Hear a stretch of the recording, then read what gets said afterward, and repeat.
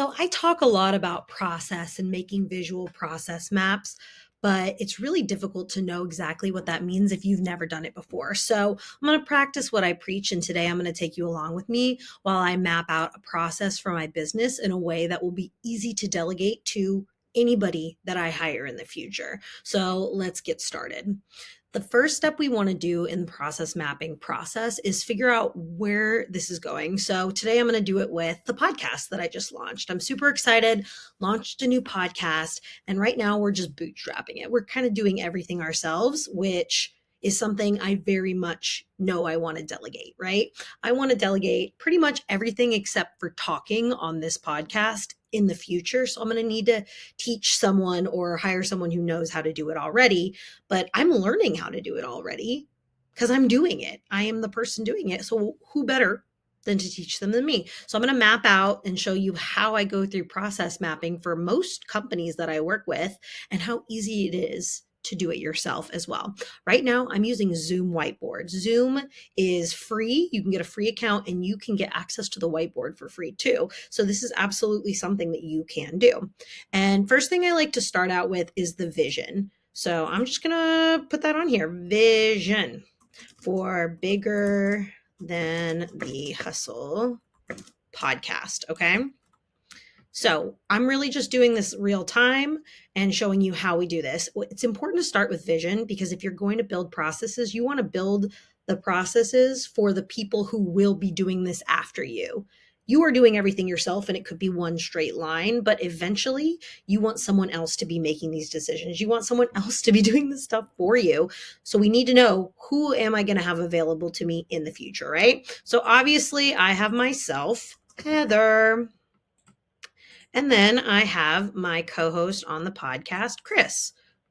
We are the co hosts of the podcast, but I'm running my own company. Chris is running his own company. So eventually, besides just recording things, we are really not going to be able to have the time to do stuff. So, number one, based on what I know I have been working on, is we're going to need a video editor. We need somebody to take our podcast and edit it, make it look good, make it sound good, and break it up into short, more interesting clips that can be consumed by today's audience who, most of us watch like 15 to 25 seconds of a TikTok or something, right? So I've got a video editor, and that's what I want their job to be, is just creating interesting content out of what me and Chris create. So then I'm going to need somebody who is able to do our social media coordinator. So in my mind, this is going to be the person who is basically going to do engagement on social media and will be the one to really have us out there. They're going to post the TikToks, they'll post the Facebook posts. They will get everything out. Once video editor has it all together, social media coordinator will have the keys to Canva and be sending everything out to our socials, right? And then after that, me and Chris in the future really want to be bringing on guests. We want to have high level people coming on our podcast. So I want a guest coordinator. And what they're going to do is they're going to be reaching out to people who align with stuff that we want to talk on the podcast. Me and Chris really don't have time to go out, search, ask people if they want to be on the podcast, or in the future, if one day we get really popular, actually vet the people who ask to come on the podcast. I want somebody else doing that. So this is obviously way off in the future, but it's important, right? So this is what our organizational structure is going to look like for the podcast. Me and Chris are the co-hosts, and then these are going to be our 3 staff members. And then if we get so big that we are both just too busy, we probably need like a podcast producer to manage all of these people. Podcast producer. So someone basically keeping everyone accountable to doing things, because management is a high level role. And I think people forget about it. They're like, everyone should just do exactly what they're supposed to do.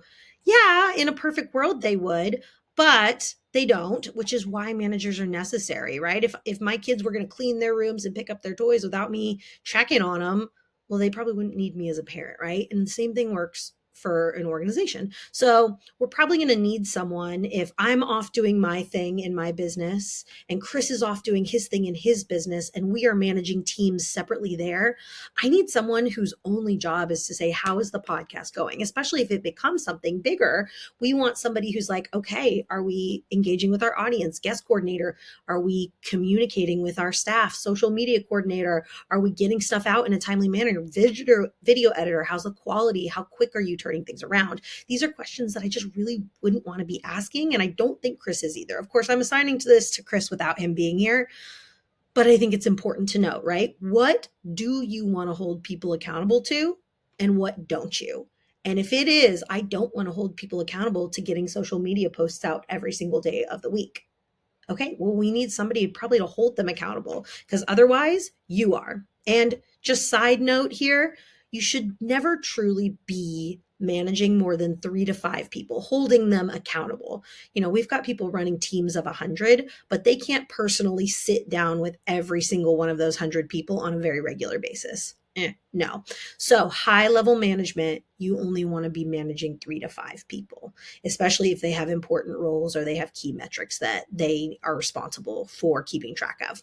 So this is our little organizational chart. The podcast producer will report up to me and Chris. So we would probably have a meeting on like a once a week basis just to say, hey, what do you need from us? But the podcast producer would be the one where we're like, oh my gosh, we really want to get somebody crazy like Mel Robbins on the podcast. Okay, podcast producers then get a powwow with guest coordinator to figure out how the hell we're going to do that, right? Okay, so now I know what the vision looks like for Bigger Than the Hustle podcast. And of course, it's a little bit of dreaming, but that's okay. Like, wouldn't you rather build out processes where you can have all of this? Yes, I will be doing all of it myself now, and Chris will be doing all of it himself now. But at least we'll be able to delegate when we're at the point to hire these people. Okay. So let's then look at the phases of a podcast, right? How do we go about going from A to Z of producing a podcast and getting it out to the world, right? So this is just something that is pretty self-explanatory. Phases of business. So we're going to define what are really the phases. Number 1, we need to record the podcast, but really not even that. Plan the episodes. Okay. That's step 1. Phase 1 is like we are planning the episode all the way to recording. Then we got to record the episodes. Then we have to edit the episodes. Then we have to post the episodes. And we have to post on social media. Right? So if you think of a general podcast, and obviously we are in the baby beginner phase, so I don't even know what I don't know here, but I do know this. You got to plan it, you got to record it, you got to edit it, and you got to post the episodes and post them on social media. Basically post social media marketing, basically, right? I'm saying basically a lot. And that's important because how the heck else are anybody going to find our podcast, right? So then we're going to go here. And right now, planning the episodes, let's be honest. So let's just go through the high level phases. Step 1, we're going to plan the episodes.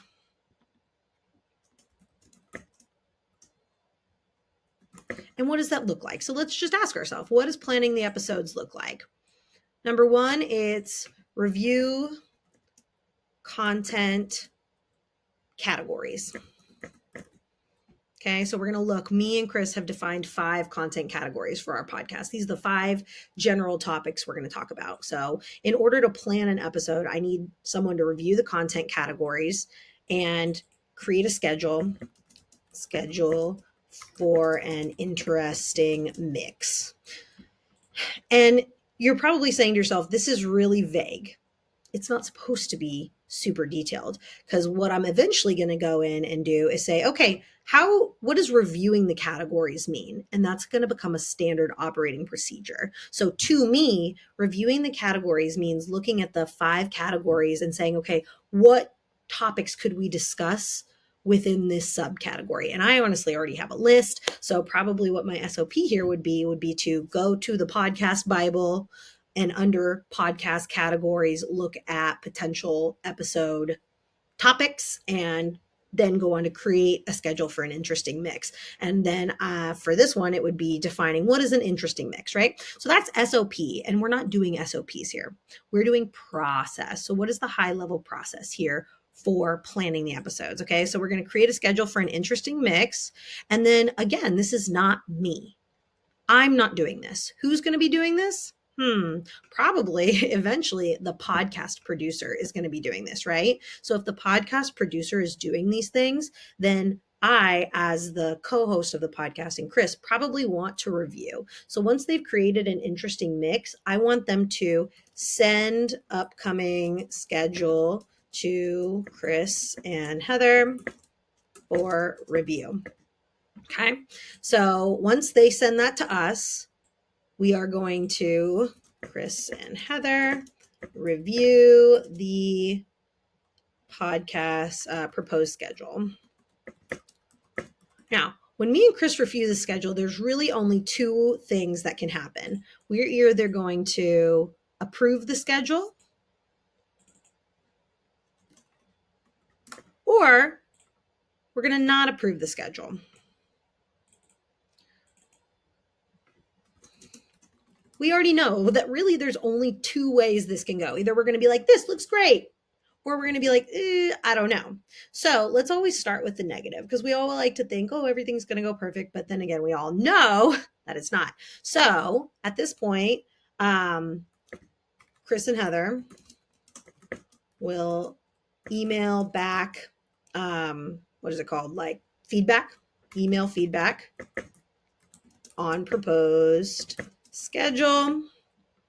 And from that point, the producer would update schedule per feedback. And because this is something that's a little bit of our baby and we really want to be on top of, I want them to send it back to me for review. I don't really want a podcast schedule where I'm just shocked by where I'm showing up. So I'm going to make that a loop, kind of an infinity loop. So as long as I'm not approving it, it's not on the schedule. Now, once me and Chris approve it, we will email approval back to producer. And at that point, the producer, I would imagine, would send upcoming schedule to staff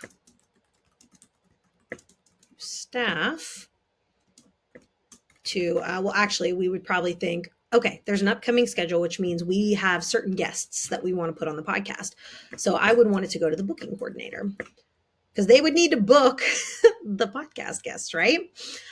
So the booking coordinator would then contact potential guests. And part of the SOP of creating a schedule, part of that would be give a suggested list of guests that would be a good fit for that topic, right? So that would be part of the standard operating procedure of creating a schedule for an interesting mix. And so they're going to contact potential guests. And here we go again, where it's a branch of choices. So the guests can either agree to come on the podcast, or they cannot agree. Right? So you're reaching out, and I wanted to get LeBron James, and he said, I don't know who you are or what this podcast is, but I'm not going to agree to come on, or I want $1 million to come on and we're not willing to spend that money, right? So if they don't agree, then at that point, I would imagine we would, in the future of our SOPs, have a list of potential guests that would coincide with that episode, right? Move to next guest. Guest on the list. So you just start reaching out to the next guest. And if one of them agrees, we'll come back up here. Someone agrees.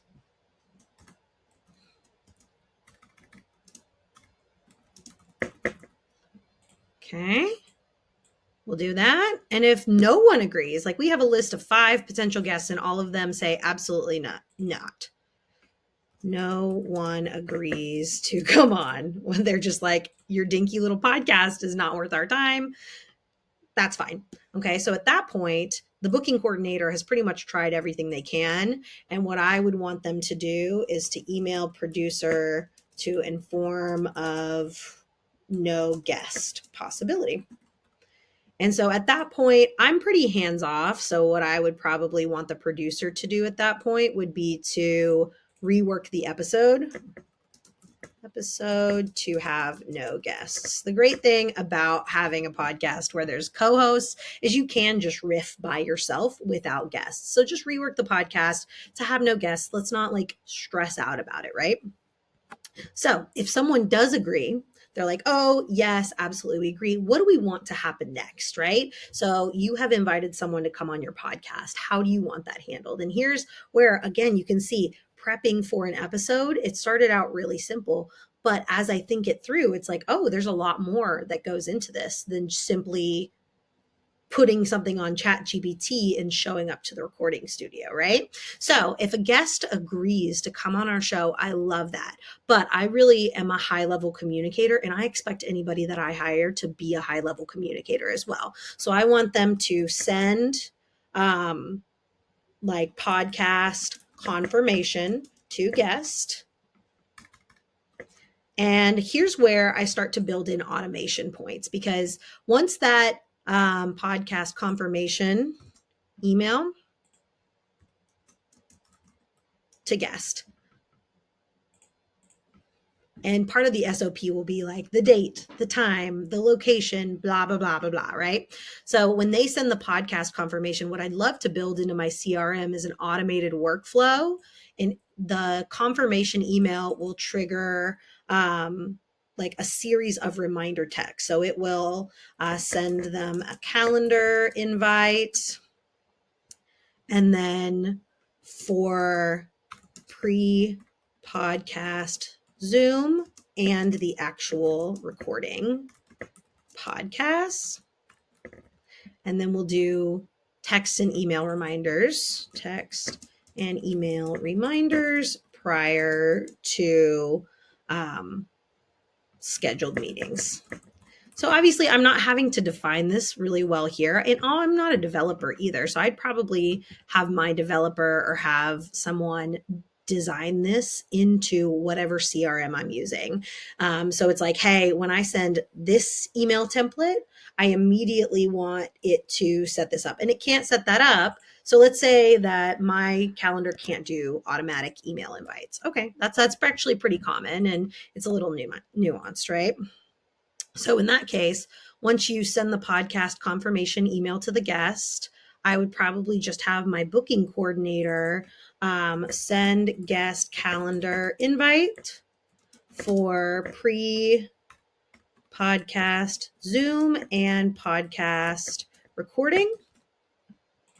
And then that I would hope your calendar system, whatever it is, would be able to automate text and email reminders for scheduled meetings. Like, hey, don't forget you have meeting title at this time on this date, whatever it is. So this we'd probably define later. I always make automation points green because I think it's so exciting that automation is so robust these days. But they're going to send the guest the calendar invites, and I would want a guest confirmation. I don't know. See, here's where you get to define it, right? I have never had a guest on this podcast, so I get to define how I want my guests to hear from me in this scenario. So someone else just booked a guest on my podcast for me, but it's probably a few weeks or months out from their appearance. So when do I want to be alerted to this? Honestly, if I'm off running my company, Chris is off running his company, I probably don't need to know the minute the guest is booked that they've been booked, right? They've already heard from my team. They know they're booked. I don't probably need to know until like a little bit before the podcast. So I would say schedule guest information email to Heather and Chris for 1 week prior to pre-podcast Zoom. And so the SOP for this would be like include the show notes, include the guest information, yada, yada, yada, all the things that I want to know, because I probably want about a week ahead of time to prepare in case I need to look up anything, in case I want to read their book, and in case whatever. But I don't really want to get that 6 months before I'm going to see them. I want to get it about a week, right? So at that point, we've scheduled the guest information on the email. And then we're going to wait, right, until we're at the pre-podcast Zoom. So that's where it would end for the booking coordinator. And send guest information email to Heather for 1 week prior and add calendar. Oh, I'm going to put send guest and hosts. I live by my calendar. So if they put something on my calendar, I will show up to it, even if I have no idea what it is. So as long as the Zoom link, yada, yada is in my calendar, I'm going to. So that's all preparing. And then we're going to get to the point where we do the pre-podcast Zoom. Facilitate host pre-podcast Zoom. And this is where I would envision me and Chris getting on a pre-podcast Zoom call with whoever our guest is, kind of walking them through what to expect, yada, yada. So it's just a high level step. We can create an SOP, but I don't think anybody else is going to be doing that for me. And then after the podcast Zoom ends, I would want to send expectations, send guest and hosts expectations email for upcoming recording. And this is recording. This is where, especially since we're hosting this podcast online, I'd want like a list of best practices, like have a microphone, have a high quality camera, have a quiet space where no one's going to interrupt you. Then, just the kind of dumb stuff that you don't think you need to send until all of a sudden somebody is trying to do a podcast from a coffee shop and you're like, this sucks. I don't like this. So we're going to send the guest and host expectations email for the upcoming recording. And I really don't like that I can't see everything. So I'm just going to make the font a little smaller. And then we're going to do record podcast. And honestly, like podcast, actually send guest and host expectations email. And the expectations email, I think, would trigger text and email reminders prior to recording. I don't really know exactly what, but this would be something I'll probably line out later once we have like our first guests and I decide like really I want to think it through. But I don't want to have someone have to remember to remind my guests, like, here's the Zoom link, here's boopity beeba. I would like our automation to do that because that's what automation is for, right? And then it's going to end on record the podcast because that is the end of the prepare for podcast, right? So now we've got this bad boy. And I know when I said prepare for podcast, it probably sounded like a super straightforward thing, like get ready, record podcast. But as you can see, it's turned into all these steps. So now what I like to do is a little bit more. So I like visuals. It just scratches an itch in my brain, right? I want to know who's doing what at any point and where it escalates to. So I'm going to make each of these a specific color. So podcast producer, I'm going to make blue. Video editor, I will make orange. Social media coordinator, I'm going to make pink. And guest coordinator, I am going to make,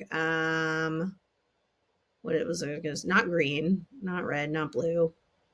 I guess purple. And then I'm going to make me and Chris are going to be the same color because we're both hosts. And I'm going to make us this like dark blue color. So I want to make us a totally different color than everybody else, like this dark green. There we go. So it's going to be really easy to see who does what in any step of the process. And so I'm done building it. It's pretty efficient. I could maybe find some more efficient ways to do it. But right now I just want to get it color coordinated. So plan the episodes is going to stay white because that's just the name of it, right? So who's going to be reviewing the content categories? Who do I want doing that beside me? Let me see. It's going to be the podcast producer, right? Like nobody but me or the podcast producer needs to be reviewing the categories, creating a schedule for an interesting mix, or sending an upcoming schedule to Heather and Chris. So in the perfect world, this would be my podcast producer. And I like how I made it blue and blue because it defaults to me and Chris. If the podcast producer were out on vacation, then who's naturally going to take over that? Probably me, because Chris is not very computer savvy, right? He content savvy, he might be. So this actually might be Chris, and I'll take over all the like editing if somebody's gone. Anyway, so Chris and Heather are going to review the proposed schedule. So that's an us thing, and I'm going to make it boom green. So we're going to review. We will email back approval. So here's where me and Chris have a touch point because we are always going to be in charge of approving or disapproving the podcast schedule for the next X number of months. I don't know how many we'll define in the standard operating procedure, but we are seeing it. We're putting our eyeballs on it without having to actually do it. It's a part of the process. And it may be review content categories and create an interesting mix for next 3 months. So every quarter, me and Chris are getting an upcoming schedule. And I think that's probably a good flow. So at any given time, we should have the next 3 months worth of podcast scheduled out. And then who's going to update the schedule per feedback? That'd probably be the producer. And then they're going to redo it until we approve. Now, we're obviously going to be the ones to email back approval to the producer. So that's a dark green again. And then we're going to send up back to producer, and they are going to be the one to send the upcoming schedule to booking coordinator. Because if somebody has questions, I want the booking coordinator or the guest coordinator. Sorry, that's purple. I want the guest coordinator to ask the producer, not me. Oh, I don't know what I'm doing here. So it is blue. They're going to send upcoming schedule to guest coordinator. I got the name wrong. Semantics, but in general, we want this part to read at a 5th grade intelligence level. So you need to make sure, could someone with a 5th grade intelligence level read that? That's military standard in the US. Okay, so the producer is going to send the upcoming schedule to the guest coordinator, and the guest coordinator is going to start contacting potential guests. Now, not agree. I actually probably don't need that box. It's a little repetitive. But if the guest doesn't agree, then who's going to move on to the next guest on the list? The guest coordinator is going to move on to the next guest. So if someone says no, they don't have to go back to the producer and be like, they said no, what do I do? You're going to move to the next guest on the list. You're going to immediately know. And that's going to happen until no one agrees to come. And at that point, it's going to terminate the guest coordinator. It's not their problem if no one else does it. It becomes the producer's program and our problem, and the producer is going to rework the episode to have no guests. And then what I probably want to do, and now I'm seeing a little opportunity, is to have the producer send reworked episode to Heather and Chris. And then schedule guest information email to Heather and Chris for 1 week prior to Zoom. And it can be instead of guest information email, we can put podcast information email. Because if the podcast doesn't have a guest, then obviously there's not going to be guest information. Boom, boom, boom. So we start to build out these things. So if no one agrees, now we know exactly what to do, and the guest coordinator is no longer responsible. And then if they do agree, obviously we're still on the guest coordinator. So they're going to send podcast confirmation email to the guest. Boop. And then they're going to send to the guests and host calendar invites for pre-podcast Zoom. And honestly, like, if this is the only job of the guest coordinator, I think they should be the ones to schedule all of this. But if we look here, how does the guest coordinator know that they need to schedule the podcast email if the producer doesn't tell them? So we need a step in here. Send reworked episode to Heather and Chris. And then I don't really think we need approval since we've already approved the topic. And so send updated episode to guest coordinator.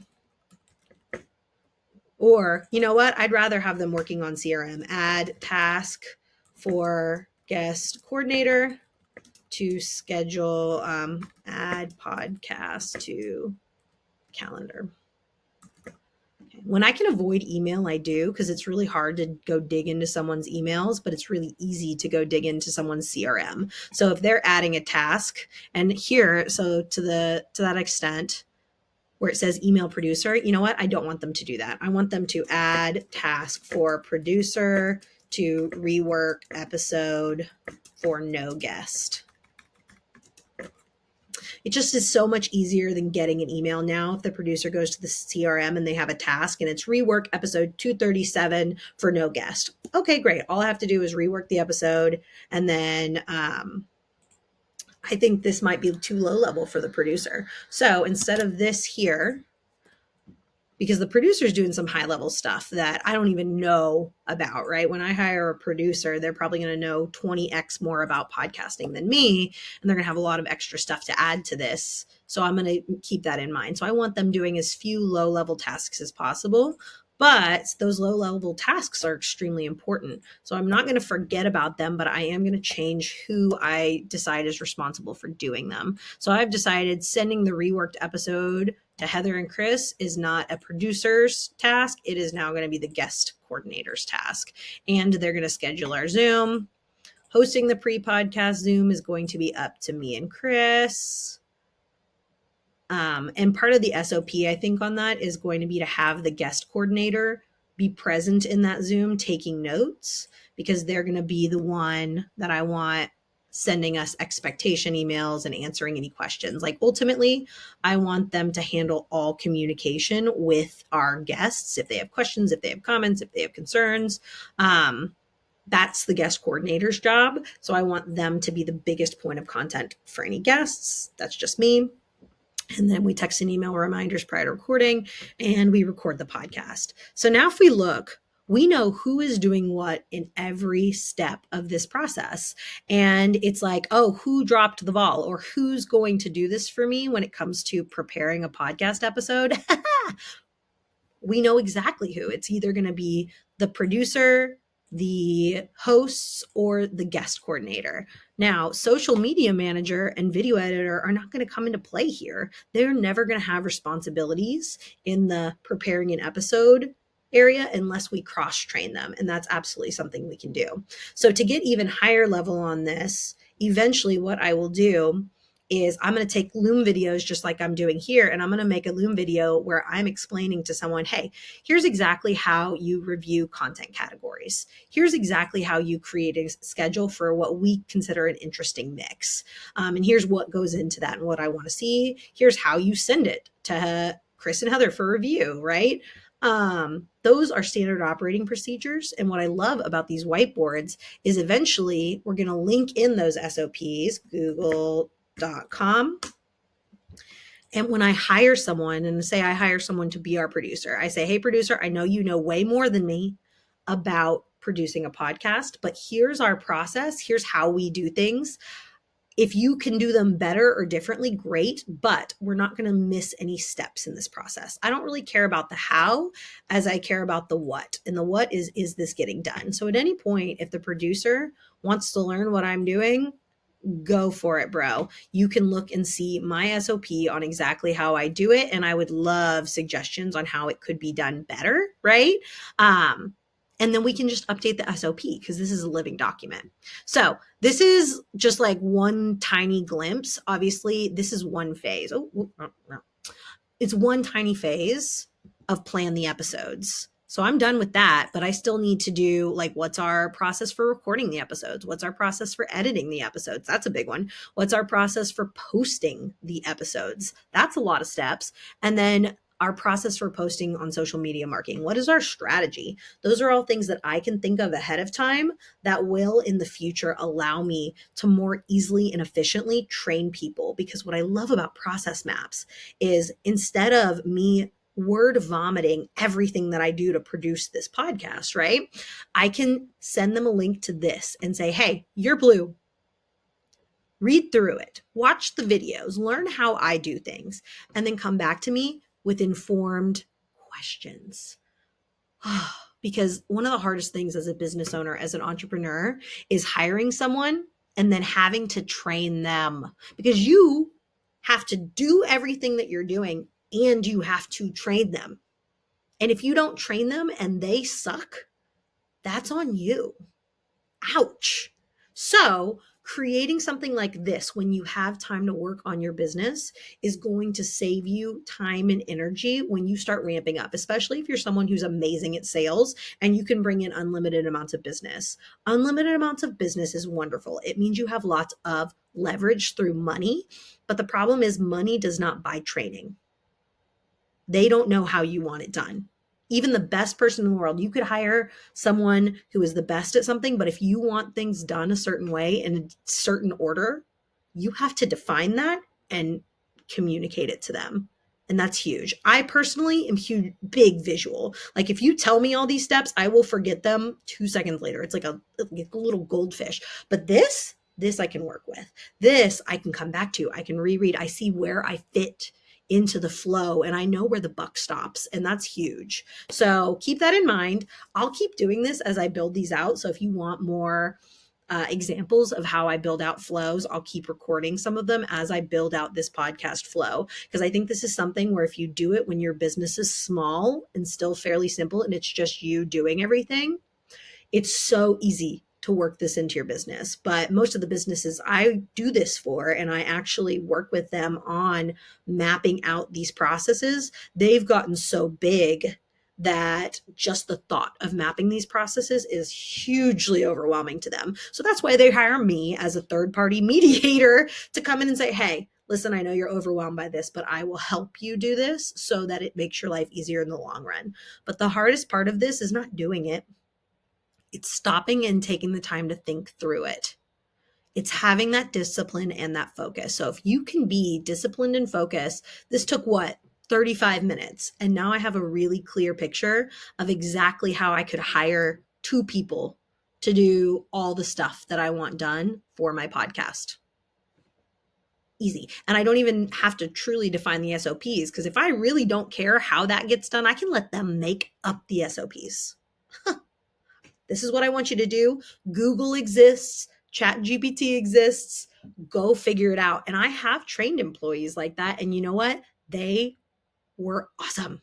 That is the ultimate definition of autonomy, is I don't care how you get it done as long as it gets done, and having a very clear way to check in on it. So hope this is helpful. Hope you enjoyed it. And I'll see you next time.